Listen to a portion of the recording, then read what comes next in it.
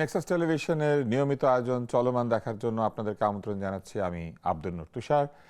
গতকাল আমার আসবার কথা ছিল, আমি আসতে পারিনি, সেই জন্য আজকে হাজির হয়েছি। আশা করছি আগামী বুধবারও আপনাদের সঙ্গে থাকতে পারবো। আজকে আমার অত্যন্ত প্রিয় একজন মানুষ এই অনুষ্ঠানের অতিথি। তিনি মন্ত্রী বলে নন, তিনি রাজনৈতিক নেতা বলে নন, তার সঙ্গে আমার অনেক দিনের পরিচয়।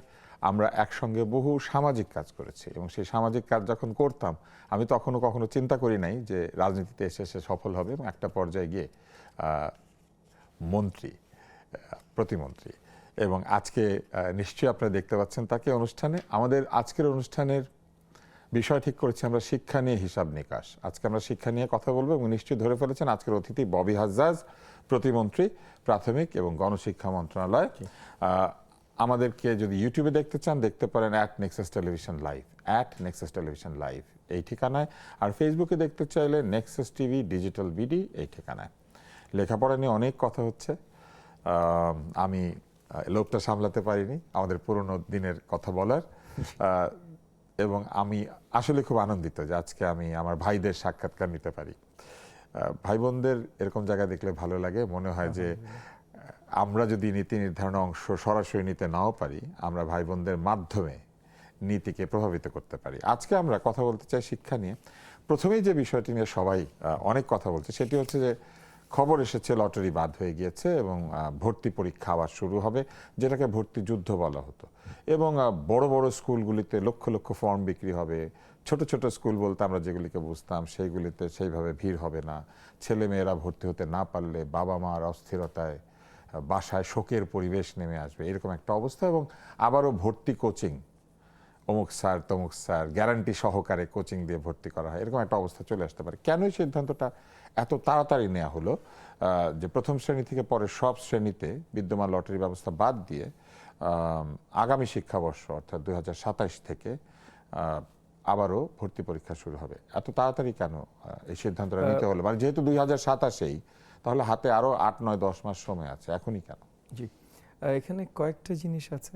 একটা বড় দাগে তো যে কোভিডের সময় যে প্রচলনটা শুরু হয়েছিল, যে আরও বেশি লটারি ভিত্তিক আপনার অ্যাডমিশন অন্য ক্লাসগুলোতে, আমি গ্রেড 1-এর কথা বলছি, অন্য ক্লাসগুলো, এটা কোভিডের জন্যই শুরু হয়েছিল। সেই জায়গা থেকে আবার মানে নর্মালাইজেশন একটা প্রসেস শুরু করা বিগত সরকারগুলোরই উচিত ছিল, তারা করেনি। সো এখানে একটা প্রসেস শুরু করা হয়েছে। দ্বিতীয়ত, আমরা যখন দায়িত্বে আসলাম তখন দেখলাম যে বৃহত্তর স্টেক হোল্ডার কমিউনিটির সাথে এটা নিয়ে অনেক ধরনের কনসালটেশন ইতিমধ্যে চলেছে।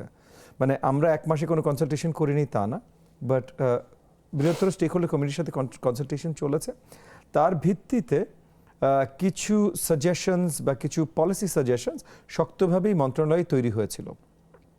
তো এগুলো নিয়ে যখন আমরা ক্যাবিনেটে আলোচনা শুরু করি, ক্যাবিনেট থেকে একটা কারণ, এগেন এখন অনেক ধরনের, আপনি বুঝতেই পারছেন যে আমরা যেই জায়গায় সরকারের দায়িত্ব নিয়েছি, মাননীয় প্রধানমন্ত্রী যেই জায়গায় সরকারের দায়িত্ব নিয়েছেন, অনেক ধরনের প্রতিকূলতা আমরা ফেস করছি।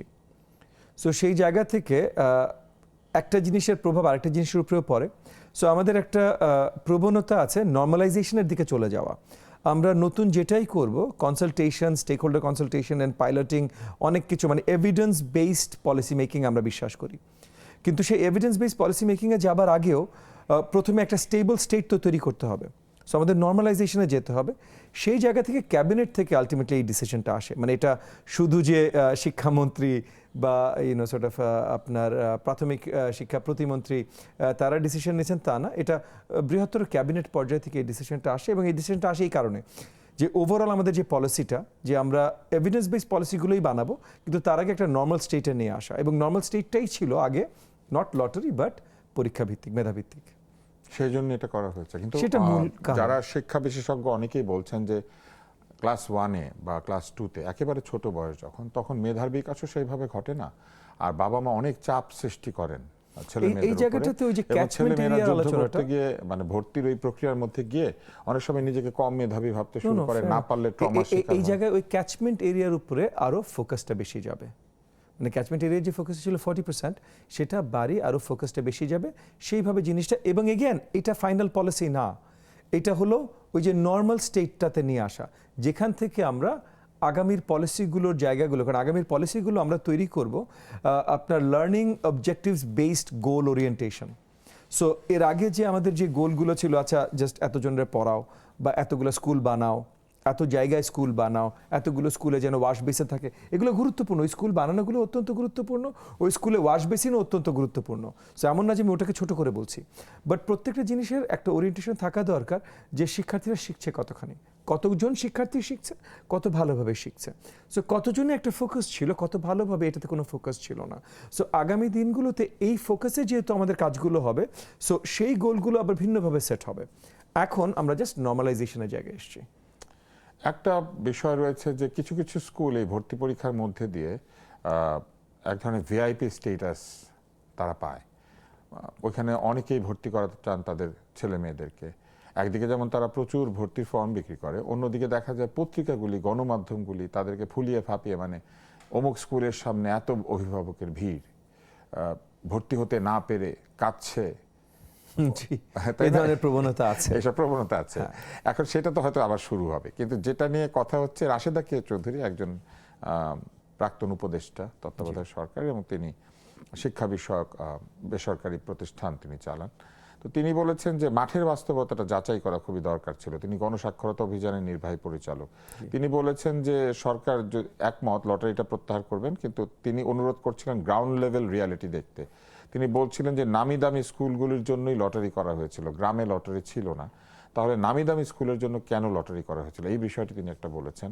আরেকটা বিষয় যেটা আমরা লক্ষ্য করি সেটি হচ্ছে যে এই যে ভর্তি প্রক্রিয়াটা, এই প্রক্রিয়ার মধ্যে দিয়ে এক ধরনের ব্যবসা শুরু হয়, মানে কোচিং তৈরি হয়, বা অনেক টিচার বলেন যে গ্যারান্টি সহকারে তিনি ভর্তি করিয়ে দেবেন, এই ব্যাপারটা শুরু হয়। এইটা প্রতিহত বা এইটাকে মানে দূর করার কি কোনো ব্যবস্থাও ইনবিল্ট রাখা হয়েছে? এগেন আমি আবার একটু পরিষ্কার করি তো সাহেব, কারণ রাশেদ আপার সাথে আজকে সকালেই আরেকটা প্রোগ্রামে আমার বেশ লম্বা কথা হয়েছে, রাশেদ আপা ওখানেও এই জিনিসগুলো উত্থাপন করেছিলেন, তখন এটা এই নতুন অর্ডারটা পাস হয়নি, সেটা আজকে বিকেলে যেয়ে পাস হয়েছে। বাট এগেন এটা ক্যাবিনেটের ছিল, শুধু যে আমার মন্ত্রণালয় থেকে বা আমাদের মন্ত্রণালয় থেকে আমি এবং এটা একেবারে মন্ত্রী পরিষদ, মানে এটা একেবারে সরকারের সিদ্ধান্ত। জি জি জি। সো এটা এমন না যে জাস্ট মন্ত্রীকে বললেই চেঞ্জ হয়ে যেত, এবং সরকারি সিদ্ধান্তটা কেন হয়েছে সেই কারণটারও আমি বিশ্লেষণ দিলাম। সো এখানে ওই সব কিছু দেখে শুনে কিছু দূর যে হয়নি তা না, কনসালটেশন হয়েছে গত বেশ কয়েক মাস ধরে হয়েছে। সেই কনসালটেশনগুলোর রিপোর্ট যখন মন্ত্রী পরিষদে গেছে, ক্যাবিনেটে গেছে, সেগুলোর ভিত্তিতে এটা হয়েছে। কিন্তু এটার মূল কারণটা কিন্তু ওই যে অরিজিনাল একটা নর্মাল স্টেটে ফেরত আসা, যেখান থেকে আমরা আমাদের পলিসি লঞ্চগুলো করব। সো ওই নর্মাল স্টেটে আসার জন্য যে জায়গাটি এসছি, সেটার জন্য হয়তো এতগুলো প্রশ্ন সম্মুখীন না হলেও চলে। আগামী কয়েক মাসে আমরা এই বিষয় নিয়ে আরো কাজ দেখতে পাবো, আরো অনেক কাজ দেখতে পাবেন। জি, সেটাই আমি বলছি। সেগুলির মধ্যে দিয়ে যে সমস্যাগুলির কথা উঠে আসবে সেগুলো সমাধান করতে চেষ্টা করব। এবং এই যে এই পলিসিটাও যে ফাইনাল পলিসি আমি সেটাও বলছি না, কিন্তু এটা ওই যে একটা নর্মাল স্টেটে আনার পলিসি। এরপর আমরা কি করতে চাই, মানে আমরা কিভাবে ঢেলে সাজাতে চাই, সেটা সময়ের সাথে সাথে সামনে আস্তে আস্তে দেখব। এবার অন্য একটি পরিস্থিতিতে যাই, সেটি হচ্ছে যে আমাদের এখানে সরকারি স্কুলের তুলনায় ছাত্রছাত্রী কিন্তু অনেক বেড়ে গিয়েছে, যার ফলে অনেক সরকারি স্কুলে ডাবল শিফট চালু করা হয়েছে। বেশিরভাগ সরকারি স্কুলে, এবং শিক্ষকের সংখ্যা কিন্তু সেই অর্থে দ্বিগুণ হয়ে যায়নি। জি, এটাও হয়েছে। শিক্ষকদের উপর অধিক চাপ, বিকালের শিফটে যারা পড়ে তারা আবার খেলাধুলা করার যথেষ্ট সময় পায় না, ফলে দুই ধরনের জনগোষ্ঠী তৈরি হচ্ছে। সকালে স্কুলে যারা পড়ছে তারা বিকালে খেলতে পারে হয়তো কিছুটা সময় বা কিছুটা সময় পায়, কিন্তু বিকালে স্কুলে যায় তার পক্ষে তো সকালে আসলে খেলাধুলা করা খুবই কঠিন, রোদ থাকে মাথার উপরে আমাদের মতো দেশে। আবার স্কুলের মাঠ যদি একটাই হয়, তাহলে দেখা যায় বিকালে ওই স্কুলের মাঠে সকালে শিফটের ছেলেমেয়েরা খেলছে, আর বিকালে শিফটের ওরা জানলা দিয়ে দেখছে। এই পরিস্থিতিটা কি দূর হতে পারে আগামী 5 বছরে? আগামী 5 বছরে এই ধরনের অনেক পরিস্থিতি দূর করার জন্য আমরা কাজ করছি। সো স্কুলে যেন এরকম মাল্টিপল শিফটস হতে না হয়, টিচারের নাম্বারস এবং কোয়ালিটি অফ টিচারদের জন্য সমস্যা কমিয়ে আনি। সব সমস্যা ওভারনাইট নয়, 5 বছরও কিন্তু খুব অল্প সময়, যখন এটা এত বড় একটা জাতিগত একটা কথা বলছেন। বাট এই অল্প সময়ের ভিতরেও আমাদের পরিকল্পনা আছে এগুলো কীভাবে বদলানো যেতে পারে। টিচারের উপরে তার দায়িত্বর ওজন কীভাবে কমানো যায়। আমাদের মানে এগেন আমি বলতে চাচ্ছিলাম মজার বিষয়, বাট আসলে অত মজার না। টিচার টু স্টুডেন্ট রেশিও কিন্তু আমাদের খুব ভালো, 29:1, যেটা মানে যে কোনো আপনার গ্লোবাল আপনি কম্পিটিশনে কম্প্যারিজনে যদি দেখেন সেটা খুবই ভালো। মানে একটা ভালো গ্লোবাল স্ট্যান্ডার্ড হলো 30:1, আমাদের 29:1। যে কারণে একটা প্রবলেম আছে হলো যে এক্সট্রা টিচার নেবার জন্য যখন আমরা কোনো প্ল্যান পাস করতে চাই আমাদের মন্ত্রণালয় থেকে, এটা কি ডাবল শিফট হিসাব করে 29:1 নাকি এখানে আসল সংখ্যার সাথে 29:1? না, কিন্তু আসল সংখ্যার সাথে তো স্টুডেন্ট সংখ্যা হয়ে যাচ্ছে, ঠিক না? সো ওইটা তো তাহলে ম্যাথস অঙ্কটা তো ঠিকই চলে আসছে, কারণ অ্যাভারেজটা তো ঠিকই আসছে। সো ওই হিসাবে আমাদের 29-1। কিন্তু প্রবলেমটা হলো যে অনেক স্কুলে আছে, স্পেশালি শহরের যেগুলো একটু নামি দামি স্কুল, সেগুলোতে আছে হয়তো অ্যাকচুয়ালি মানে 29-1 থেকে অনেক কম। মানে ক্লাসে হয়তো 29 স্টুডেন্টস আছে, কিন্তু ওই ক্লাসের জন্য extra different Bangla teacher, different sports teacher, different English teacher, different maths teacher. So ultimately দেখা যায় যে 5, 6, 7-1। আবার আপনি অনেক গ্রামাঞ্চলে আছে, প্রত্যন্ত অঞ্চলগুলোতে অনেক আছে যে 40 জন স্টুডেন্ট, একজন টিচার, সেও হয়তো রেগুলারলি ঠিকমতো আসে না আসে ঠিক না। মতো। সো এই প্রবলেমগুলো আমাদের আছে, এই ভারসাম্যগুলোই আমরা আনতে চাই, টিচারের ট্রেনিং সঠিকভাবে করতে চাই। এই সব কিছু আমরা করার পদ্ধতিগুলো এখন শুরু করছি। ঈদের পর মাননীয় প্রধানমন্ত্রী আমাদের প্রথম 180 দিনের প্ল্যানগুলো জনগণের জন্য আপনার ডিক্লেয়ার করবেন, প্রমালগেট করবেন। তো তখন আপনারাও জানবেন যে মাননীয় প্রধানমন্ত্রীর নেতৃত্বে কত বড়ভাবে উনি যে নির্বাচনী ম্যানিফেস্টো ইশতেহার দিয়েছিলেন, ইশতেহারের প্রমিসেসগুলো, সেগুলো পরিষ্কার বাস্তবায়নের জন্য কত শক্তভাবে এখন কাজ চলছে। কিন্তু এখানে ওই যে জিনিসটা আবার আমি ফেরত আসি, যে ক্যাবিনেটে কেন ডিসিশনটা হয়েছে, যে আমরা একটা ওই যে একটা লেভেল গ্রাউন্ড বা একটা সর্ট অফ 0 পয়েন্ট বা একটা নর্মাল লেভেল, এরকম একটা জায়গায় ফেরত মানে এসে একটা তারপর টেক অফ জি স্টেট, জি একটা স্টেটাস Right. যেখান থেকে টেক অফ করা সো যাবে। আমরা ওখান থেকে যদি ধরি যে প্রি কোভিড কি স্টেটাস ছিল, সেখান থেকে আমরা একটা লঞ্চ করতে চাচ্ছি। সো সেই জায়গায় একটা ফেরত আনার একটা জেনারেল পলিসি, এবং এই পলিসিটাও একেবারে কোনো কনসালটেশন ছাড়া হয়নি, ইন দ্য সেন্স যে ডিফারেন্ট মন্ত্রণালয়গুলো তারা ওভার টাইম, মানে মন্ত্রণালয় তো আজকে জন্ম নেয়নি, আমাদের সরকার নাহলে 1 মাস পুরাতন, মন্ত্রণালয় তো ভাই 55 বছর পুরাতন, তার আগেও ছিল বেশিরভাগ। সো তারা গত 16, 18, 20 মাসে অনেক কনসালটেশন করেছে, সেই রিপোর্টগুলোর ভিত্তিতে এরকম ডিসিশন নেওয়া হয়েছে।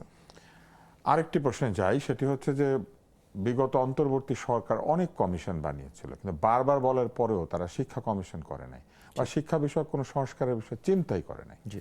এবং অনেকবার তাদেরকে বলা হয়েছিল যে শিক্ষার ক্ষেত্রে সমস্যাগুলি কি। এমনকি কিছু শিক্ষক আন্দোলন করেছিলেন সেই সময়, কারণ তাদের বেতন ভাতা, তাদের যে চাকরির পলিসি, এগুলো নিয়ে তাদের অনেক অভিযোগ ছিল। কিন্তু দেখা গেল তারা কর্ণপাতই করলেন না। এই সরকারের কি সেরকম কোনো চিন্তা আছে? কেননা আগামী দিনে তো শিক্ষার যে প্রকৃতি এবং শিক্ষার যে উদ্দেশ্য, দুটি বদলে যেতে শুরু করবে। 4th ইন্ডাস্ট্রিয়াল রেভলিউশনের কথা বলা হচ্ছে, ডিজিটাল বিশ্বের প্রসার হয়েছে, এআই এক ধরনের হুমকির মুখে ফেলে দিয়েছে। এমনকি যারা লেখাপড়া করছে তারা কি এআই ব্যবহার করে ক্লাসের হোমওয়ার্ক করছে কিনা, আর টিচাররাই বা এআই দিয়ে স্লাইড বানিয়ে আনছে কিনা। মানুষ এখন চিন্তিত যে কে আসলে পড়াচ্ছে, এআই পড়াচ্ছে নাকি শিক্ষক পড়াচ্ছে। আবার এটাও বলা হচ্ছে যে সামনের দিনে শিক্ষক হয়তো থাকবেই না, একটা এআই এসে পড়াবে। মানে অনেক ধরনের স্পেকুলেশন। এরকম অবস্থায় আমাদের শিক্ষাকে এই ভবিষ্যৎমুখী করার কি কোনো চেষ্টা, এবং শিক্ষা কমিশনের কোনো প্ল্যান কি আছে? শিক্ষা কমিশনের প্ল্যান আছে, এটা মাননীয় প্রধানমন্ত্রী ক্লিয়ার করেছেন যে শিক্ষা কমিশন একটা তৈরি হবে। সো সেটা নিয়ে দুশ্চিন্তা করবার কোনো কারণ নেই। এখন অনেকের ভিতরে একটা আলোচনা আছে যে কবে হবে, কিভাবে হবে। সেগুলো দেখেন, এগেন সরকার মাত্র দায়িত্ব নিল, 1 মাস সময় এখনো পুরোপুরিভাবে যায়নি। ওভাবে যদি চিন্তা করেন, বা কাটায় 1 মাস গেছে, আজকে 17 তারিখ, সো কাটায় 1 মাস অ্যাকচুয়ালি আমাদের শপথ নেওয়া থেকে। সো সেই জায়গায়, এবং এই 1 মাসের ভেতরে যে কোনো প্রতিকূলতা ছিল না তা না, মানে ভঙ্গুর সরকার ব্যবস্থা আমরা ইনহেরিট করেছি। এর ভেতরে মিডল ইস্টের যুদ্ধ থেকে sort of energy crisis, global energy crisis, অনেক ঝামেলাই এসছে। সো সেই জায়গা থেকে আপনারাও সরকারকে একটু হয়তো ছুট দেবেন যে সরকার যেগুলো প্রতিজ্ঞাবদ্ধ করবার জন্য সেগুলো করবে, সব কিছু ডে 1 হয়ে যাবে তা না, একটু সময় সাপেক্ষ। আপনার একটা গুণ আমি লক্ষ্য করলাম, সেটা হচ্ছে আপনি খুবই প্রিসাইজ অ্যান্সার করছেন। আমাদের অতিথিরা সহজে কথা শেষ করে না, তারা কিন্তু অত প্রিসাইজও থাকে না। এইটা কি আপনার অভ্যাস নাকি এটা আপনি প্র্যাকটিস করেছেন? আমাকে অনেকদিন, আপনি নিজেই পরিচয় দিয়েছেন, আপনি আমাকে অনেক বছর চেনেন। সো আমি that's what I try to do. মানে দেখেন, আপনি একটা প্রশ্ন করেছেন, আমি দুটো জিনিস করতে পারি, উত্তর এড়িয়ে যেতে পারি বা উত্তর দিতে পারি। উত্তর এড়িয়ে গেলে আমি অনেক লম্বা কথা বলতে পারি, অনেক কিছু বলতে পারি, যেটা এগেন অনেকেই বলে থাকেন। আমিও যে কখনোই বলবো না সেটাও বলছি না, কিন্তু আমার একটা প্রচেষ্টা থাকে যেন সেটা না করি। তো এই প্রশ্নটা করে আমি বিরতিতে যাব। সেটি হচ্ছে যে কথা বলা শেখানোর কোনো চেষ্টা কি স্কুলে করা যেতে পারে? কারণ আমরা দেখি যে আমাদের ছেলে মেয়েদের প্রেজেন্টেশন স্কিল অনেক কম থাকে, তারা অনেক জানে কিন্তু বলতে পারে না।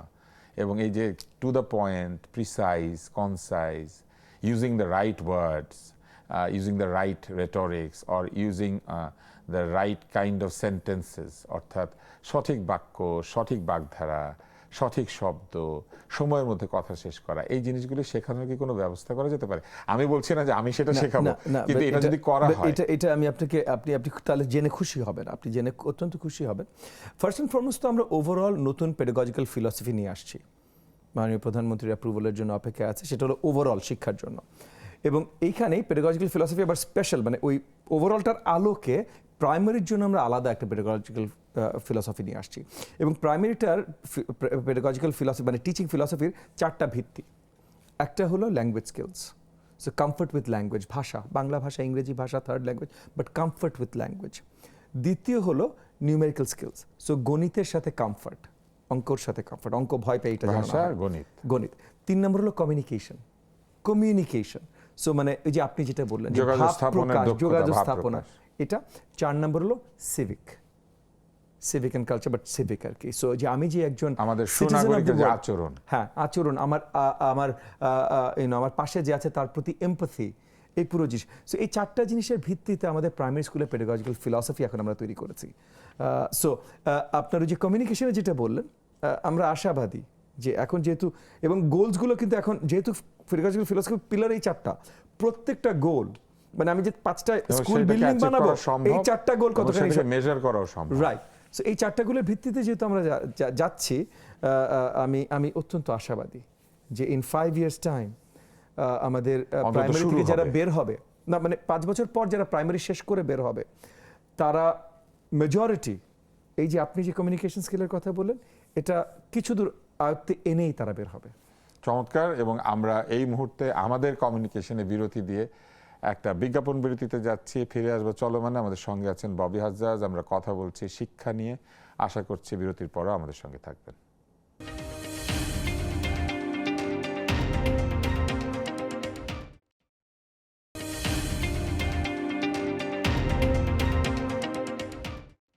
বিরতির পর ফিরেছি চলমান নিয়ে নেক্সাস টেলিভিশনে। আমাদের সঙ্গে আছেন শিক্ষা প্রতিমন্ত্রী ববি হাজ্জাজ। আমরা খুবই খোলামেলা প্রশ্ন করছি এবং আমরা খুব দ্রুত উত্তর পাচ্ছি, এটা একটি আনন্দের বিষয়। ববি, আপনাকে আরেকটা প্রশ্ন করি, সেটি হচ্ছে যে শিক্ষকদের গুণাগুণ নিয়ে আপনি বলেছিলেন, তো শিক্ষকদের আরো বেশি গুণসম্পন্ন শিক্ষকদেরকে আকৃষ্ট করার জন্য তাদের বেতন ভাতাও তো একটি বড় প্রশ্ন। আমরা দেখেছি শিক্ষকরা প্রায়ই এমপিও ভুক্তির জন্য এসে আন্দোলন করেন, তারপরে তাদের বেতন ভাতার জন্য আন্দোলন করেন। এবং এটাও ঠিক যে শিক্ষকরা যে পরিমাণ পরিশ্রম করেন সেই তুলনায় পৃথিবীর অন্যান্য দেশের যে সাথে যদি আমরা মেলাই, তাহলে তাদের বেতন কমই। আবার এটাও ঠিক যে অন্যান্য দেশের শিক্ষকদেরকে আলাদাভাবে চিন্তা করা হয়, সরকারি চাকরির যে অন্যান্য জায়গাগুলি রয়েছে তার চেয়ে শিক্ষকদেরকে একটু আলাদাভাবে দেখা হয়। তো সেই জায়গা থেকে আপনাদের কোনো চিন্তা ভাবনা আছে ভবিষ্যতে যে শিক্ষকদের নিয়ে, শিক্ষকদের গুণ বাড়ানোর জন্য?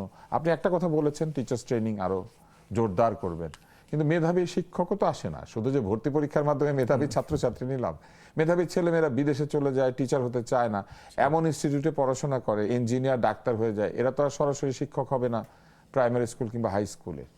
আবার বেসিক সাবজেক্ট ফিজিক্স, কেমিস্ট্রি, বায়োলজিতে মেধাবীরা সেইভাবে পড়তেও চায় না, কারণ সেইগুলিতে চাকরি কম। এটাই আসলে আমার জানার ইচ্ছা যে এই সমস্যাগুলিকে কিভাবে মোকাবেলা করবেন। আপনি অনেকগুলো সোশ্যাল সমস্যা একসাথে আখ্যায়িত করলেন, আমি জাস্ট টিচারে আসি। প্রথমত আমি একটু গ্লোবাল কম্প্যারিজন যেহেতু আনলেন, গ্লোবাল কম্প্যারিজন নিয়ে একটু কথা বলি। বিশ্বব্যাপী স্কুল টিচার্সদের স্যালারি আসলে কম, বিশ্বব্যাপী, এটা শুধু বাংলাদেশে ফিনোমেনা না, সব জায়গায়।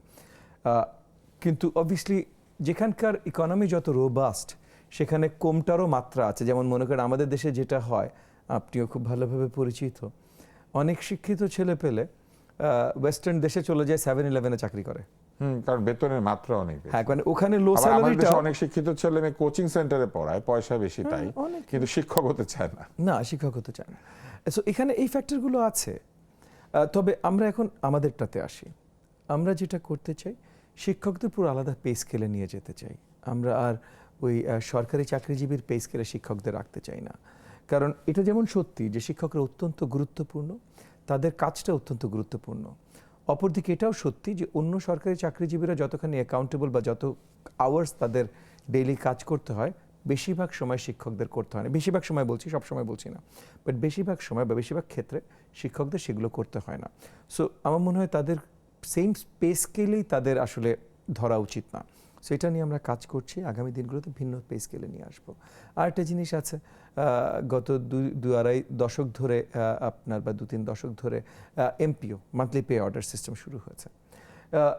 এটা যদিও ভালো চিন্তা করে শুরু করা হয়েছিল, কিন্তু আসলে আলটিমেটলি এটা আমাদের দেশে সিস্টেমের এরারসের জন্য এটা আর ভালো আমরা রাখতে অনেক পারিনি। সিস্টেম লস আছে, অনেক সিস্টেম স্কুলে এমপি অনেক অভুক্ত করাপশন শিক্ষক আছে, অনেক কিছু শিক্ষক আছে। নাই।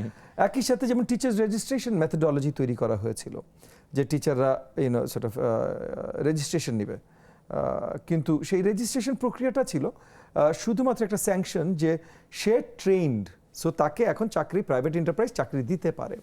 কিন্তু একটা পর্যায়ে যে হলো যে এই রেজিস্ট্রেশনটার মাধ্যমে তারা সরকারের কাছে চাকরি দাবি করা শুরু করলো। সো এই যে এই প্রবলেমগুলো ওভার 2-3 ডেকেডস তৈরি হয়েছে, এই প্রবলেমগুলো এক রাতে চলে যাবে তা না, তবে আমরা খুব শক্তভাবে চেষ্টা করছি। আমরা অনেক গত 1 মাসের ভিতরে কিন্তু অনেকগুলো কনসালটেশন হয়েছে এমপিওভুক্ত টিচার্স গ্রুপ, নন এমপিওভুক্ত টিচার্স গ্রুপ, এদের অনেক গ্রুপসের সাথে, এবং এদের মধ্যে অনেক আছে খুব ভোকাল গ্রুপস। এগুলো অনেকগুলো সিস্টেম আবার এতটাই করাপশনের সাথে জড়িত হয়ে গেছে, যেমন মনে করেন টিচারের সনদ, এই যে রেজিস্ট্রেশন সনদ, এই সনদ, নকল সনদের বিশাল মার্কেট আছে, বিশাল মার্কেট, এবং স্কুলগুলো কমপ্লিসিট। অনেক এলাকায় স্কুলগুলো কমপ্লিসিট, স্কুলের হেডমাস্টার এই নকল সনদ অ্যাপ্রুভাল দিয়ে সে বিশাল টাকা বানাচ্ছে। সো এরকম অনেক জায়গায় অনেক কিছু আছে যেগুলো এখন আমরা থামাতে চেষ্টা করছি। এখানে যেমন মানে আমি সিস্টেমের কথা বলছি, তো সিস্টেমে যেমন একটা প্রবলেম আপনাকে বলি, যে মনে করেন আমি 30,000 নকল সনদ ধরেছি, আমি এখন এই 30,000 মামলা, যেহেতু এটা ফ্রড মামলা, এইটা আবার আপনার ওই এসিসি ছাড়া, মানে অ্যান্টি কারাপশন কমিশন, এসিসি ছাড়া এই মামলা থানা নিতে পারবে না। এসিসির ক্ষমতা নাই 3,000 মামলা নেয়ার, 30,000 তো অনেক পরের কথা। আর এটা তো পুরো দেশের কথা বলছি না, জাস্ট একটা ক্ষেত্রে, একটা জায়গায় একটা প্রবলেম নিয়ে বলছি। সো এই মামলাগুলো আর কোনো সুরাহা হয় না। এটাই যদি আমরা আইন বদলে থানাকে দায়িত্ব দিই, মানে পুলিশকে দায়িত্ব দিই, তাহলে হয়তো একটা সুরাহা হওয়ার একটা সম্ভাবনা থাকে। পুলিশও তো ওভারবার্ডেন। না, এমন না যে পুলিশ ওভারবার্ডেন না, কিন্তু পুলিশ তো ভাই প্রত্যেকটা ইউনিয়ন উপজেলা লেভেলে তো থানা আছে, আছে না? এসিসির কিছু তো নাই। থানা হলে অ্যাকচুয়ালি কেসটা নিতে পারে, এসিসির দ্বারা সম্ভবই না, কিন্তু এটা একমাত্র এসিসির আয়ত্তেই আছে, থানার আয়ত্তে নেই। আমি বলছি না যে শুধু থানার আয়ত্তে আনাবে, অন্য কোনো ব্যবস্থাও করা যেতে পারে, বাট আমি জাস্ট বলছি যে এমন একটা জায়গায় আছে যে ক্লিয়ার আমি দেখছি ফ্রড হচ্ছে, এবং আমি কিছু করতেও চেষ্টা করছি, সরকার হিসেবে বলছি আর কি, সরকার কিছু করতেও চেষ্টা করছে, কিন্তু সরকারের হাত বেঁধে রেখেছে, কোনো প্রক্রিয়া নেই এখানে কোনোভাবে। সো এই যেই করাপ্ট টিচারের নামে 5টা মামলা আছে সনদ নকলের, সে নেতা ঢাকা শহরে কোন একটা রাস্তা বন্ধ করে দেওয়ার জন্য টিচারের রাইটস নিয়ে, এরকম ঘটনা অনেক ঘটছে। কিন্তু আমি বলছি না সবাই যারা টিচার রাইটস নিয়ে আন্দোলন করছে তাদের সবারই, এটা বলছি না, বাট এই ধরনের ঘটনা অনেক ঘটছে। সো এই যে এই ঝামেলাগুলো থেকে মুক্তি পাওয়াটা, এটা একটা বৃহত্তর জাতীয় প্রয়োজন, এবং সেই জায়গা থেকে আমাদের অনেক কিছুতে বদল আনতে হবে। অনেক গিট আছে এবং সেগুলো খুলতে হচ্ছে। জি, অনেক গিট আছে, সেগুলো খুলতে হচ্ছে। সো এগেন টিচারের পে স্কেল আমরা কমপ্লিটলি সেপারেট করে দেওয়ার প্ল্যান ইতিমধ্যে করে ফেলেছি। আপনার রেজিস্ট্রেশন আরও কীভাবে হবে, কত রেজিস্ট্রেশন দিব, এই রিকোয়ারমেন্টগুলো কি, সেগুলো আরও আবার আমরা নজরে আনছি, ডিফারেন্সিয়েশন আনতে চেষ্টা করছি। এবং অনেক জায়গায় আমরা মামলার জন্য, এবং টিচাররা খুব সহজে মামলায় চলে যায়, এগেন আরবিট্রেশনের মেথোডোলজি আমরা সঠিকভাবে হয়তো রাখতে সক্ষম হইনি, আগামী দিনগুলোতে রাখবো যেন বারবার কোর্টে না চলছে, কারণ আবার মামলাধীন একটা কিছু চলে গেলে তখন আবার সহজে আমরা ওটা ডিলও করতে পারি, ওটা বদলানো খুব কঠিন হয়। আমাদের 16,000-এর উপরে স্কুল আছে যেখানে কোনো হেডমাস্টার দিতে পারছি না, কারণ মামলায় আটকে আছে। 16,000-এর উপরে স্কুল আছে, হেডমাস্টার দিতে পারছি না, মামলায় আটকে আছে। সো এই যে এই জায়গাগুলো, এটা বিশাল প্রবলেম না? তো এই জায়গাগুলো, এবং ওইখানে হ্যাঁ, আবার ওখানে হেডমাস্টার একবার দিতে পারলে নতুন টিচারের জন্য 16,000 চাকরি খালি হবে, সেখানে আমি অ্যাকচুয়ালি টিচার দিতে পারবো। সো মানে আছে, কিন্তু এই জায়গাগুলো আটকে আছে, এগুলো সব ছাড়ানোর শক্ত প্রচেষ্টা আমাদের আছে। সো আমরা যে খুব শান্তিতে আছি, আমাদের কোনো প্রেশার নেই তা না, অনেক আছে, কিন্তু এর ভেতরেও টিচারদের জন্য সব টিচার ট্রেনিং ইনস্টিটিউট যত ধরনের আছে, এবং আমাদের বিভিন্ন মানে মাদ্রাসার জন্য আলাদা টিচার ট্রেনিং আছে, সেকেন্ডারির জন্য আলাদা, প্রাইমারির জন্য আলাদা টিচার ট্রেনিংয়ের আলাদা ধরনের ইনস্টিটিউট, আলাদা ধরনের বডিজ আছে। এই সবগুলোকেও আমরা একটা সমমান আনতে চেষ্টা করছি।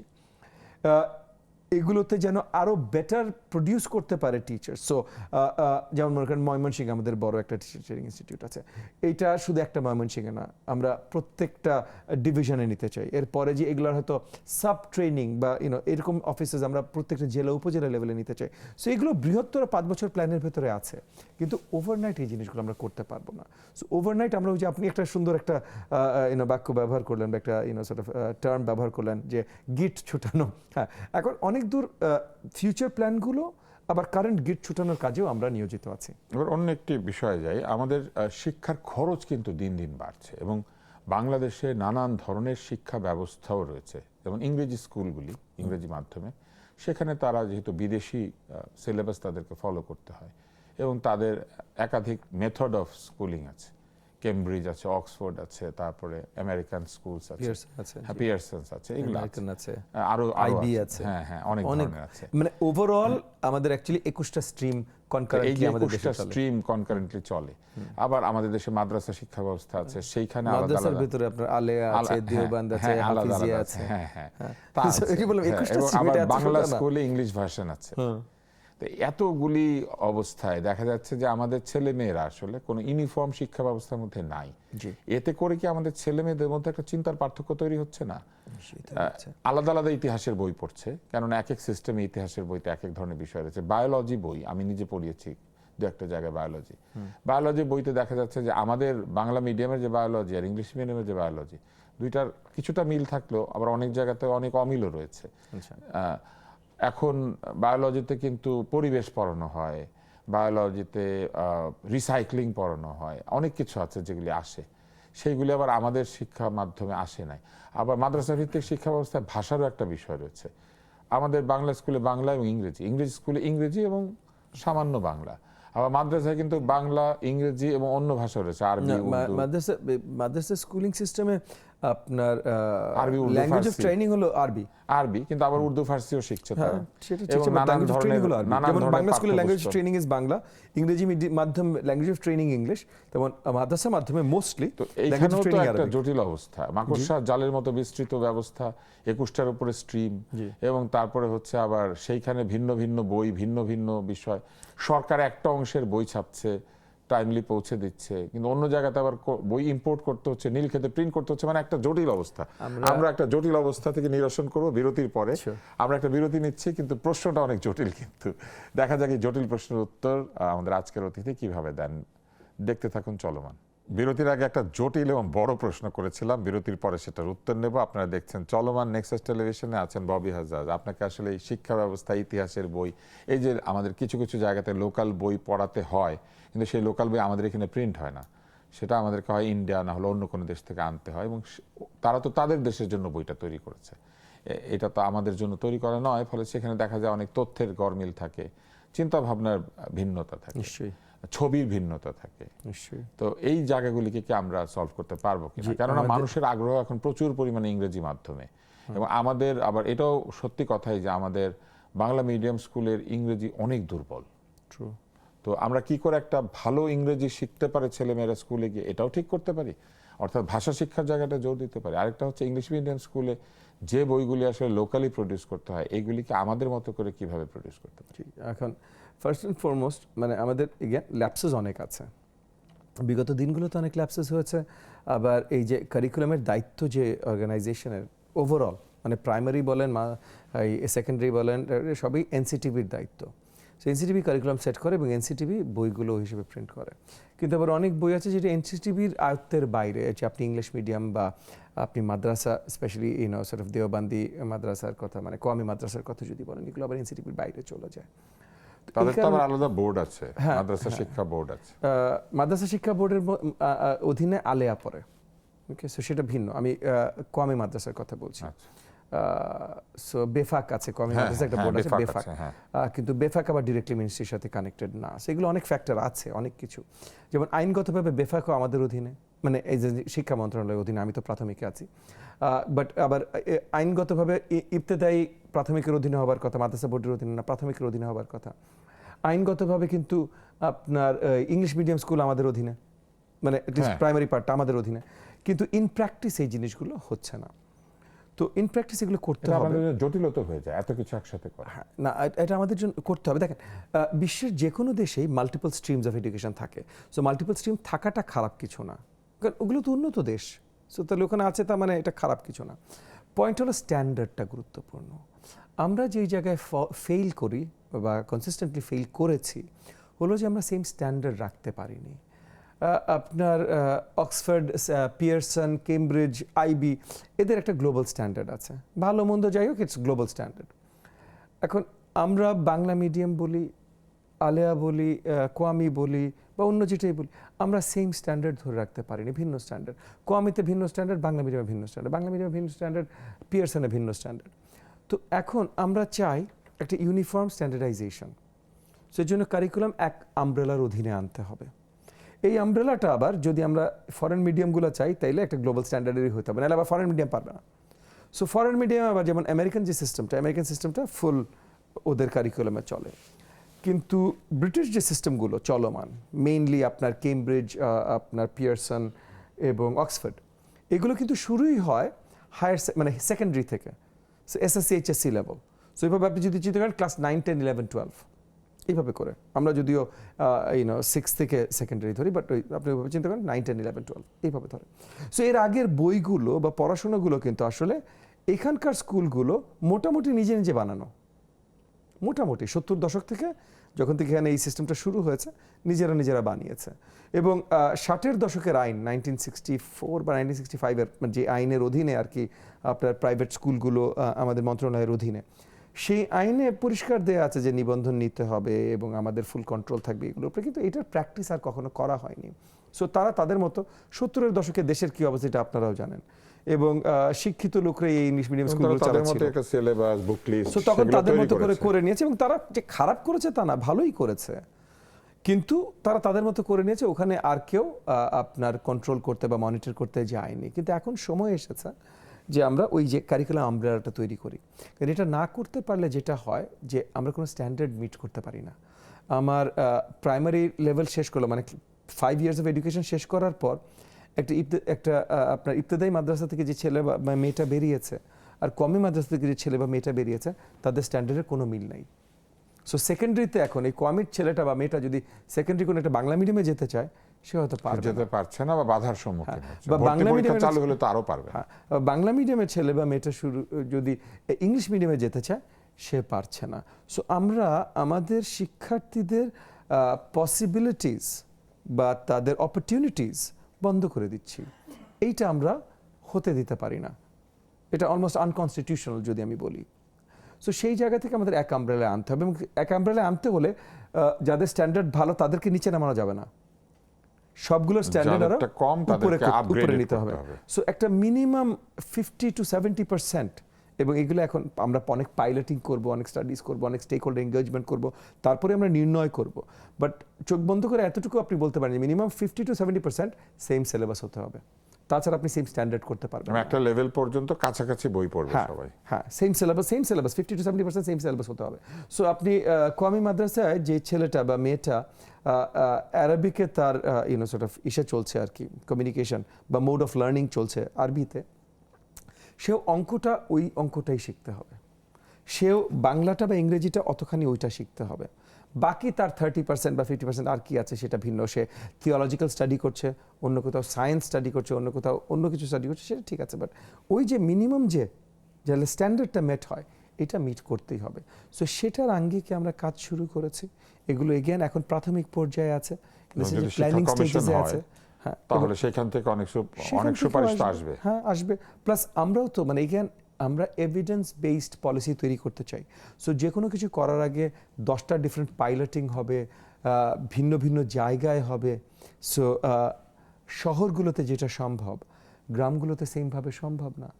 সো গ্রামে ভিন্নভাবে কিভাবে এই জিনিসটা করতে পারে, এ তো মানে পাহাড় সরানোর মতো একটা কাজ, কিন্তু আমরা আশা করছি যেটা হবে। আমি এবার অন্য প্রসঙ্গে চলে যাই। এই কাজটা আমি অনেকবার চেষ্টা করেছিলাম, সেটা হচ্ছে আমাদের এখানে প্রচুর বিশেষ শিশু আছে। একদিকে সরকারের কিন্তু একটা নীতি আছে যে তারা যেন সাধারণ বাচ্চাদের সাথে একই স্কুলে ভর্তি হতে পারে, কারণ এতে করে তাদের অনেক উন্নতি হয়। আবার এটিও রয়েছে যে তাদের জন্য আলাদা স্কুল আছে, এবং সেই স্কুলগুলি অধিকাংশই বেসরকারি। সেইখানে বইয়ের একটা সংকট আছে। আর তাদের জন্য তারা যখন সরকারি সিলেবাস ফলো করে, যেমন আমার নিজের ছেলে, সে সরকারি সিলেবাস ফলো করেছে, পরীক্ষা দিয়েছে, প্রাইমারি বৃত্তি পরীক্ষা তখন চালু ছিল, সেই সময় পরীক্ষা দিয়েছে, ক্লাস 8-এর যে পরীক্ষা সেটাও দিয়েছে। কিন্তু যেটা সমস্যা সেটা হচ্ছে বইগুলি তাদের কাছে তাদের মতো করে করাতো না। যেমন তাদের জন্য বইয়ে অনেক রঙিন ছবি দরকার হয়, লেখাগুলি একটু বড় বড় হতে হয়, তাদের যদি ডিসলেক্সিক হয়, অনেক ধরনের প্রক্রিয়া রয়েছে। এই বইগুলি কিন্তু আসলে কোনোভাবে পাওয়া যায় না কোথাও। এক হচ্ছে যে প্রাইভেটলি বই ছাপানো আসলে ওইভাবে লাভজনক না, তাই প্রকাশকরা যে অনেক বই ছাপবেন, অনেক বই ছাপলে তখন লাভ হয়তো, কিন্তু স্কুলের বই অল্প কয়েক হাজার কপি ছাপলে সেটা এত মূল্য হয়ে যায়। এই দিকে কি কোনো নজর দেওয়া যেতে পারে? এটা অভিভাবক হিসেবে আমার প্রশ্ন। আমরা এই দিকেও আমরা নজর দিচ্ছি যে বইগুলো ইন্টারেস্টিং করা, তাদের জন্য আলাদা বই তৈরি করা। শুধু কারিকুলাম না, আমি ওভারঅল এমনকি ব্রেইলের বইও কিন্তু পাওয়া যায় না। এটা মানে ব্রেইলের বই পাওয়া যায় না, ব্রেইলের ট্রেইনড টিচার্স পাওয়া যায় না, অনেক প্রতিকূলতা আছে। তারপর যেমন যাদের অটিজম আছে এরকম বাচ্চাদের বইয়ে যদি কিছু ছবি থাকে, তারা যেমন টয়লেট ট্রেনিং করতে হয়, তাদের আচরণ শেখাতে হয়, কমিউনিকেশন শেখাতে হয়, তাদের বইগুলিতে অনেক ধরনের ছবি, শব্দ, এগুলো যদি ব্যবহার করা যায় তাদের মতো করে, কিন্তু এরকম বই তো আমরা পাই না। মানে আমরা যদি এখন মনে করেন বড় আঙ্গিকে জিনিসটা ধরি, আমরা শুধু ডিসেবিলিটিস বলি, শিক্ষা উপকরণেরও ঘাটতি আছে। মানে সেটা ডিসলেক্সিয়া হোক, আপনার অটিজম হোক, সেটা অন্য কোনো ফিজিক্যাল, হ্যাঁ আপনার স্পেশাল কোনো ফিজিক্যাল ডিসেবিলিটি হোক, বি দ্যাট সাইট রিলেটেড বা যে কোনো কিছু স্পিচ রিলেটেড যে কোনো ডিসেবিলিটি হয়। সো আমি ডিসেবিলিটি বড় দাগে ধরছি আর কি, আলাদা আলাদা করে ছোট ছোট করে এক একটা ধরছি না। তো ডিসেবলড স্টুডেন্টসদের জন্য, শিক্ষার্থীদের জন্য আমাদের শিক্ষা ব্যবস্থা এখনো প্রস্তুত না, এবং এটার অনেক সঙ্গত কারণও আছে। তবে আমরা যেটা চাই, আমরা ইনিশিয়াল যে প্ল্যানটা মাননীয় প্রধানমন্ত্রী যেটা অ্যাপ্রুভ করেছেন বা আমাদেরকে যেভাবে ইনস্ট্রাক্ট করেছেন, আমাদের ইনিশিয়াল প্ল্যানটা হলো প্রত্যেকটা উপজেলায় যেন অ্যাটলিস্ট একটা স্কুল থাকে যেটা এগেন রেগুলার স্কুল, কিন্তু ডিসেবল স্টুডেন্টসদেরকে শেখাবার মতো সব ধরনের তাদের ফ্যাসিলিটিস আছে, মিনিমাম একটা স্কুল প্রত্যেকটা উপজেলায়। এটা হলো আমাদের ফার্স্ট পদক্ষেপ। এটা যদি আমরা সঠিকভাবে ফুলফিল করতে পারি, কারণ এটা সঠিকভাবে ফুলফিল করা কিন্তু এত সোজা না। মানে আপনি একটা পাঁচতলা স্কুল বানালেন, টিচার ট্রেনিং এর ব্যাপার আছে, শুধু টিচার ট্রেনিং না, আমি জাস্ট ফিজিক্যাল ফ্যাসিলিটি নিয়ে যদি আপনি চিন্তা করেন, ইকুইপমেন্টের ব্যাপার আছে, জাস্ট ফিজিক্যাল ফ্যাসিলিটির খরচটা কতখানি, অনেক। সো এই জিনিসটা, এই যে যেমন মনে করেন আমি একটা এলাকার জনপ্রতিনিধি, বেশিরভাগ স্কুলগুলোই তো পোলিং সেন্টার, তো সবগুলো স্কুলই তো আমার বহুবার যাওয়া হয়েছে। মানে স্কুলেরও এখন জনপ্রতিনিধি হয়েছি মাত্র 1 মাস হলো, বাট এর আগের কথা বলছি, যে স্কুলগুলোতে এমনিও যাওয়া হয়েছে, নির্বাচনের জন্য যাওয়া হয়েছে, পোলিং সেন্টার দেখতে যাওয়া হয়েছে। আমি কোনোটাতেই কিন্তু কোনো মানে সঠিকভাবে ডিসেবল স্টুডেন্টসদের অ্যাক্সেস, মানে অন্য সব কিছু বাদ দেন ভাই, জাস্ট অ্যাক্সেস, এটা পাইনি। যেগুলোতে লিফটও আছে, লিফটে যাওয়ার জন্য একটা 4টা সিঁড়ি উঠতে হয়, ওই 4টা সিঁড়ি ওঠার জন্য র্যাম্প নাই। লিফট আছে কিন্তু লিফট পর্যন্ত যাওয়ার জন্য যে 4টা সিঁড়ি, এখানে কোনো র্যাম্প নাই, এখানে কি কোলে করে তুলে নিয়ে যাবে? সো ডিসেবল স্টুডেন্টসদের জন্য আমাদের এই জায়গাগুলো নেই, এবং এটা তৈরি করতে হবে। শহরে হয়তো আরও সহজে তৈরি করা যায়। মানে আমার নির্বাচনী এলাকা মোহাম্মদপুর, আমার নির্বাচনী এলাকায় যে স্কুলগুলো আছে এগুলোতে হয়তো ওদের জন্য হয়তো আরও সহজ, কারণ ওদের কামাইটা আরও বেশি, ওরা চাইলেই আরেকটু বেশি বেতনও নেওয়া যায়। মানে ওইখানে স্কুল কমিটিতে ঢোকার জন্য বা একটা শিক্ষার্থীকে ওই স্কুলে অ্যাডমিশন দেবার জন্য, হ্যাঁ আমি ওইটাই বলছি, না আমি ওগুলোর কথা বলছি না, সরকারি আছে, আমি সরকারি কথা এর বলছি, বাইরে ডিসেবল বা আমি প্রাইভেটের কথা বলছি, এবং স্পেশাল চিলড্রেনদের অনেকগুলো স্কুল আছে। আমি প্রাইভেটের কথা বলছি, আমি রেগুলার সরকারি স্কুলের কথা বলছি আপাতত। প্রাইভেট অনেক আছে, বাট প্রাইভেট সব, আপনি তো সবচেয়ে ভালো নাম করাগুলোর কথা, আপনার অনেক ভালো ভালো স্কুল আছে। হ্যাঁ, সেন্ট জোসেফ আছে, গ্রিন হেরাল্ড আছে, এরকম আরও 2-3টা আছে যারা অত্যন্ত নাম করা স্কুল। বাট সেটা না, আমি বলছি ওভারঅল সব স্কুল। তো সরকারি স্কুলগুলো, ওখানে ওই সরকারি স্কুলগুলো কিন্তু অনেক প্রসিদ্ধ, ওখানে ঢোকানোর জন্য অনেক আদান প্রদান হয়, অনেক বাণিজ্য হয়। সো ওখানে এগুলো মিনিমাম আপনি এক্সপেক্ট করেন, কিন্তু ওগুলো তৈরি করা হয়নি। এনিওয়েজ, আমরা যেহেতু দেশব্যাপী কথা বলছি, দেশব্যাপী আমাদের ইনিশিয়াল প্ল্যান হলো যে প্রত্যেকটা উপজেলায় অ্যাটলিস্ট একটা ইনস্টিটিউশন, মানে আপনার একটা প্রাইমারি, একটা সেকেন্ডারি, হায়ার সেকেন্ডারি, মানে প্রত্যেকটা লেভেলে যেন একটা ইনস্টিটিউশন অ্যাটলিস্ট থাকে যেটা ফুললি কেপেবল, মানে facility wise, teacher wise fully capable special children with disabilities and special children বা যেভাবে আমরা নামকরণটা যেভাবেই করি, so all sorts of special children, এটা হলো আমাদের ইনিশিয়াল প্ল্যান। এটা ইনশাআল্লাহ যদি আমরা বাস্তবায়ন সঠিক সময় মতো করতে পারি, এরপর আমরা মাল্টিপল স্কুলস, ইউনিয়ন লেভেল, এইভাবে যাওয়া শুরু করব। একটা আইডিয়াল স্কুল থাকলে অন্যরাও কিন্তু ওটাকে কপি করে এবং তখন যারা অনেক বেসরকারি কিছু স্কুল হবে, তৈরি জি। করবে তারাও সেটাকে তৈরি করে। জি। আমরা এই পর্যায়ে এসে আবারও বিরতি নিচ্ছি। আজকের যে প্রশ্ন উত্তর, সেখানে আমরা ভবিষ্যৎ বোঝার চেষ্টা করছি শিক্ষা, এবং যথেষ্ট আশাবাদী হওয়ার মতো উত্তরও পেয়েছি। দেখা যাক শেষ 15 মিনিটে আমরা আর কি কি প্রশ্ন করতে পারি। তবে তার জন্য বিরতির পর আমাদের অনুষ্ঠান দেখতে হবে। দেখতে থাকুন চলমান।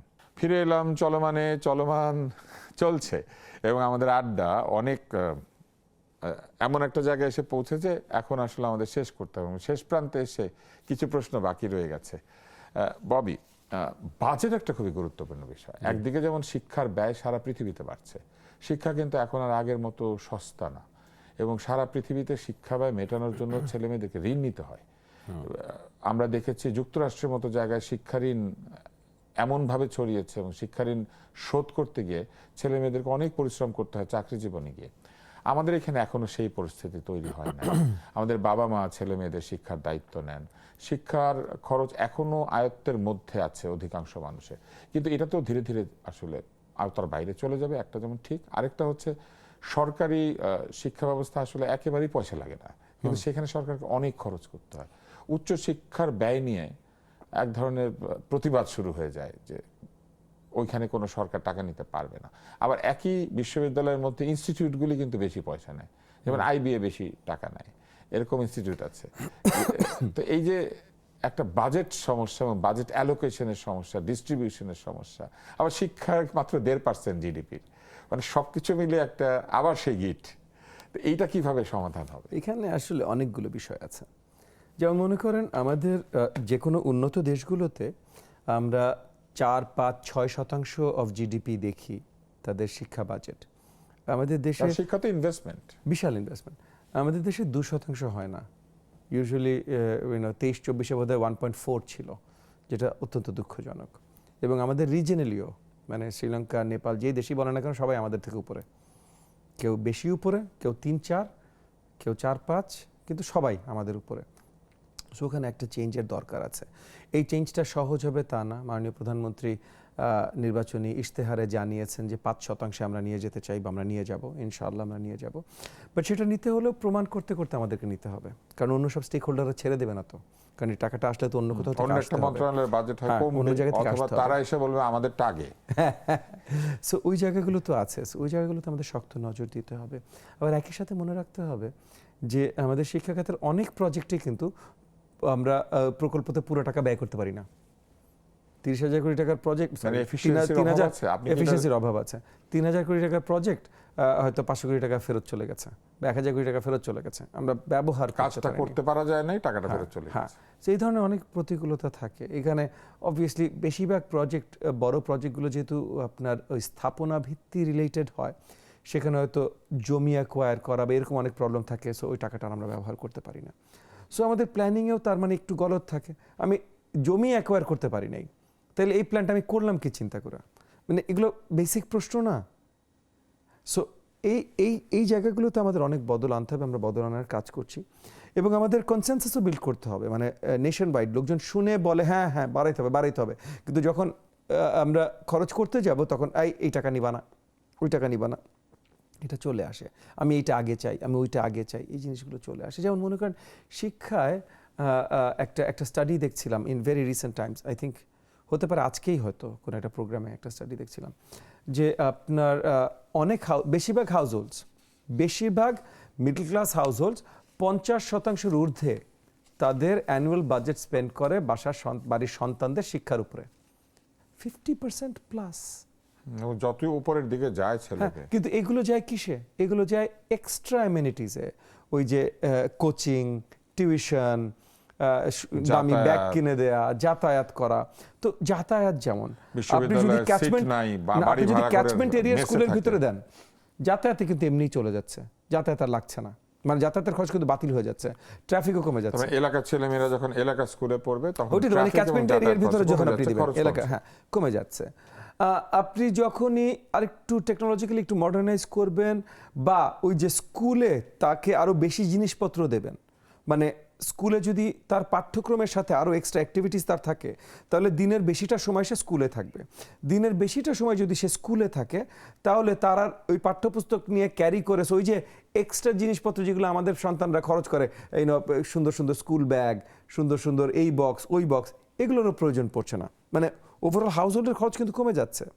তো আমরা যখন সাবসিডাইজ করছি, যেমন এই যে আমাদের বিশ্ববিদ্যালয়টা, আমরা তো শিক্ষা ব্যবস্থা বিশালভাবে সাবসিডাইজ করি আমাদের দেশে, এবং এটার প্রয়োজন আছে। তবে বিশ্ববিদ্যালয়টা নিয়ে আমার নিজের অনেক প্রশ্ন আছে, যে বিশ্ববিদ্যালয়ে আমরা সকলে মিলে ট্যাক্স পেয়াররা বা আমরা সকলে ইদার আপনার কি বলার নাম লোন এর ভার কাঁধে নিয়ে বা আমাদের কষ্টার্জিত উপার্জন ট্যাক্স দিয়ে আমরা বিশ্ববিদ্যালয়কে সাবসিডাইজ করছি। সে বিশ্ববিদ্যালয়ে যে শত শত তরুণেরা ইউজলেস কিছু পড়াশোনা করছে। ইউজলেস মানে কি? কোনো পড়াশোনা ইউজলেস না, বাট সে আসলে এটা পড়তেই চায় না। যেই ছেলেটা ফার্সি ভাষায় বিশেষজ্ঞ হতে চায়, সেই ছেলেটা ফার্সি ভাষায় বিশেষজ্ঞ হয়ে দেশ বিদেশে অনেক জায়গায় ফার্সির একাডেমিক হয়ে যাবে। সো তার জন্য এটি ইউজলেস না। কিন্তু যেই ছেলেটা আসলে এখানে কোনো ইন্টারেস্টই নাই, তাকে ফার্সি ডিপার্টমেন্টে দিয়ে দিলাম, হ্যাঁ, এটা তো পুরো জাতির ওই খরচটা তুমি পুরোপুরি ওয়েস্ট করলে না। এবং আমাদের দেশে বিশ্ববিদ্যালয়, আপনি তো আপনি যদি মেডিকেল কলেজের প্রোডাক্ট, বাট আপনি তো খুব ভালো করে বিশ্ববিদ্যালয়ের চিত্রের সাথে পরিচিত। যে কোনো একটা বিশ্ববিদ্যালয়ের ক্যাম্পাসে যে আপনি র্যান্ডম 100 জনের জিজ্ঞেস করলে 70 জন বা 80 জন যেটা পড়তে চেয়েছে সেটা পড়ছে না। সো তাহলে তো ওই 80% টাকাটাই তো আমার ওয়েস্ট। তাহলে এটা কেন করছি আমি? এইভাবে কেন হচ্ছে? সো এই সিস্টেমগুলো অনেক বড় বদলের দরকার আছে। টাকা যেমন বাড়ানো দরকার, প্রজেক্টগুলো মাপা দরকার, যে এই প্রজেক্টগুলো আসলে কেন হচ্ছে। যেটা বললাম, আমাদের এখন ফিলসফি চেঞ্জ করে দিচ্ছি। লার্নিং অবজেক্টিভ ওরিয়েন্টেড আমরা ফিলসফিতে নিয়ে আসছি। বিল্ডিং ওরিয়েন্টেড আর না, কত বানাইলাম আর কত খরচ করলাম, এটা না। সো ওটা চেঞ্জ করে দিচ্ছি। সো এখানে বড় কিছু চেঞ্জ ইতিমধ্যে আমরা আশাবাদী, আমরা দেখতে সক্ষম হব। একই সাথে উচ্চশিক্ষা বা এবং কি মাধ্যমিক শিক্ষাতেও এরকম অনেক চেঞ্জেস আছে যেগুলো আমাদের আনতে হবে। ব্যয় নির্বাহের ক্ষেত্রে আর্থিক সহায়তা, দেখেন, আর্থিক সহায়তা অত্যন্ত গুরুত্বপূর্ণ।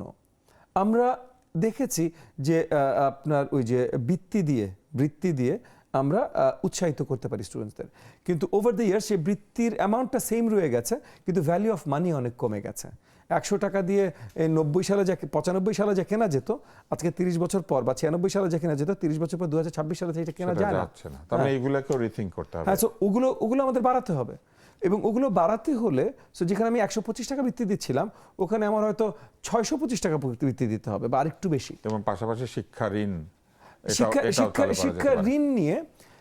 ঋণ নিয়ে ইতিমধ্যে মাননীয় প্রধানমন্ত্রী বলেছেন যে যারা উচ্চশিক্ষার জন্য বিদেশ গমন করতে চান তাদেরকে শিক্ষা ঋণ, আর্থিক সহায়তা করবেন।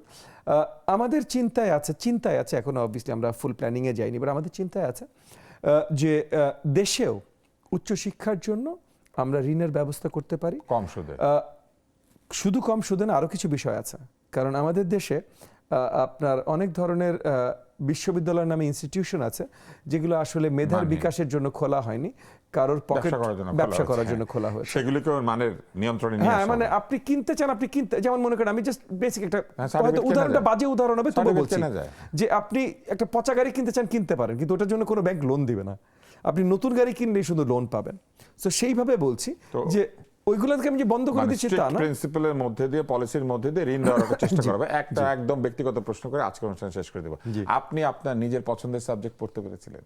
আমি সবসময় নিজের পছন্দের সাবজেক্ট পড়েছি। আমি যখন আন্ডারগ্রেড পড়ি, মানে ব্যাচেলার্স পড়ি, আমি 4 বার সাবজেক্ট বদলেছি। আমি ইউনিভার্সিটি ঢুকেছি কিন্তু ফিজিক্স মেজরে, ফিজিক্স হিসেবে ঢুকেছি, তারপর বদলে ফিলসফি গেছি, তারপর বদলে ইকোনমিক্সে গেছি। তো এই সবগুলোতে মোটামুটি ফিজিক্সটা বাদে তারপর হিস্ট্রিতে গেছি, ফাইনালি রাষ্ট্রবিজ্ঞানে আমি পাশ করেছি। তো সবগুলোতেই আমার মাইনার আছে। তার মানে আপনার অনেক কিউরিওসিটিও আছে, অনেক বিষয়ে আগ্রহ আছে।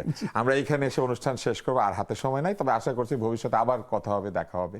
আপনি আবার আসবেন অনুষ্ঠানে এবং আমাদের কঠিন প্রশ্নের জবাব সহজে দিয়ে ফেলবেন। এবং একই সাথে শেষ করার আগে তুষার ভাই, আপনাকে এবং আপনার অডিয়েন্সকে যদি ঈদের আগে দেখা না হয়, অগ্রিম ঈদ মোবারক। ধন্যবাদ। আমরা চলমান এখানেই শেষ করব। আমার আজকে খুবই ভালো লাগছে যে আমরা এক সময় টক শোতে একসাথে পাশাপাশি বসে আমরা রাজনৈতিক আলাপ করেছি, সমাজ নিয়ে কথা বলেছি, সাংগঠনিক কাজ করেছি ঢাকা শহরের বিভিন্ন জায়গাতে। এমনকি ববি একজন ভালো লেখক, তিনি ভালো লেখেন এবং সেই বইয়ের একটা ভিডিও ভূমিকা আমি দিয়েছিলাম এক সময়। আমাদের জীবনে শিক্ষা নানাভাবে কাজে লাগে, তবে আনন্দের ব্যাপার একজন তরুণ শিক্ষা প্রতিমন্ত্রী আমরা পেয়েছি এবং শিক্ষামন্ত্রীও মনের দিক থেকে অনেক তরুণ। আমরা আশা করছি যে শিক্ষা বিষয়ক যে প্রতিশ্রুতিগুলি আজকের অনুষ্ঠানে আমরা পেয়েছি, যে পরিকল্পনার কথা শুনেছি, তার অধিকাংশ বাস্তবায়িত হবে এবং যেইগুলি ভালো সেইগুলির উপকার মানুষের কাছে পৌঁছবে। শিক্ষা জাতির মেরুদণ্ড, এই কথাটা বলা হয় ঠিকই, কিন্তু জাতির মেরুদণ্ডের অবস্থা দেখলে আমাদের মাঝে মাঝে সন্দেহ হয় যে মেরুদণ্ডটা কি আছে নাকি নাই। আমরা আশা করছি আমরা আবারও বুঝতে পারবো যে শিক্ষা আসলেই জাতির মেরুদণ্ড এবং নতুন শিক্ষা, আধুনিক শিক্ষায় শিক্ষিত একটি প্রজন্ম বাংলাদেশে তৈরি হবে। সেই আশাবাদ ব্যক্ত করে আজকের অনুষ্ঠান শেষ করছি এবং ববি হাজাজের মতো আমিও অগ্রিম জানাতে থাকি ঈদ মোবারক। ঈদ খুবই কাছে, আমরা প্রত্যেক অনুষ্ঠানে এখন থেকে ঈদ মোবারক বলবো। আপনাদের সবাইকে অনেক অনেক ধন্যবাদ।